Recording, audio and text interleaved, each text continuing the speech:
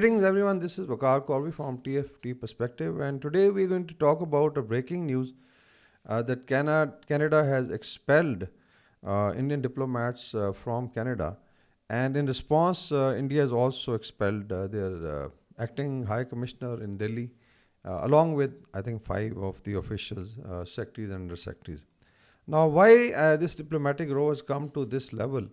I think it goes back to last year's investigation by Five Eyes, followed by the Canadian intelligence and their police, that Indian government was actually involved in assassinations within Canada. And then, of course, there was also a link that they were involved in assassination attempt to kill Mr. Gurpatwan Singh Pannu in the United States. And I'm sure you must have heard that the US has also taken India to task. Now, why I think this news is critical is because the first time that Indian government is now directly involved and is being blamed with proofs. Now, if you look at Canadian response for last year, since last year, after UNGA, I think after actually a G20 meet and UNGA, Prime Minister Trudeau came up very clearly that India was involved. And basically, they were looking for investigation to be completed with the cooperation, I think, with the Indian administration. If you look at Washington Post article which appeared today, it mentions that this information was shared with Mr. Ajit Doval, and he basically initially pretended not to have any idea, especially when it was mentioned that there was some Lawrence Bishnoi gang which was involved in killing of Canadian citizens on Canadian soil, and they needed cooperation. But later on, I think Doval did hint that there was some gang and it was out of control, something like that.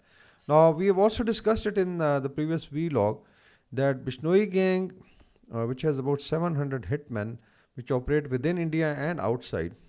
And we have seen day before yesterday the gruesome murder of Baba Siddiqui, a Muslim ex-MLA in Bandra district of Mumbai, a very posh area. And before that, we had seen assassinations of Gauri Lankesh, Professor Dabulkar, Pansare, Professor Kulburgi, and even I think death of Professor Sai Baba recently, which languished in jail, who was imprisoned in 2014 and then basically for flimsy charges of being a Maoist, was released by Nagpur bench of Mumbai High Court in March this year, and then he died day before yesterday. So all told, if there is dissenting voice within India, whether they are the leftists or Muslims or maybe now political parties, there is a free run for the assassinations. Previously used to be Abhinav Bharat and Sanatan Sanstha, including Sadhvi Pragya Thakur, who basically collaborated with the assassin in killing of Mr. Karkare, who was basically a police intelligence officer during Mumbai attacks, so-called Mumbai attacks, which were again orchestrated. And now we have gangs, because they have to operate internationally. Reportedly, Bishnoi gang has links with Goldie Barar, who used to operate in Canada, now is on the run and is in US, or maybe he's landed up in Europe. What is, I think, alarming is that there are three ministries which are involved.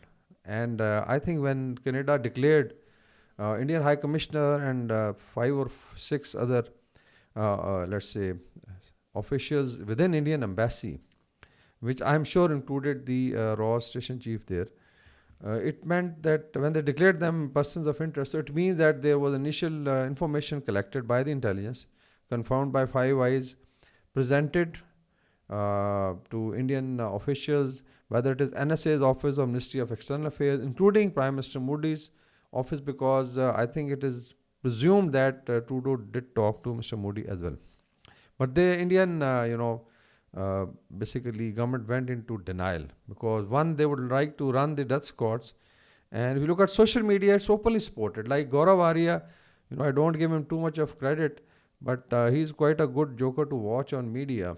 And he openly mentioned that Bishnoi gang could, take out Khalistanis, and they even claim that they have assassination in Pakistan also. 20 of, let's say, people linked to Kashmir struggle. They do claim it. Then, of course, there was involvement of India in espionage in Qatar, a friend, where some submarine project information was leaked to Israel.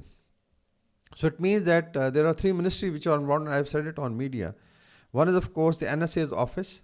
It means Ajit Doval directly, because if such murders and assassinations are being conducted, financed through different channels, I'm sure NSA is not only involved but also giving the target list. Then is the Ministry of Defense, because if your naval officers are involved and they are, spying against your friendly countries, so definitely Ministry of Defense is involved.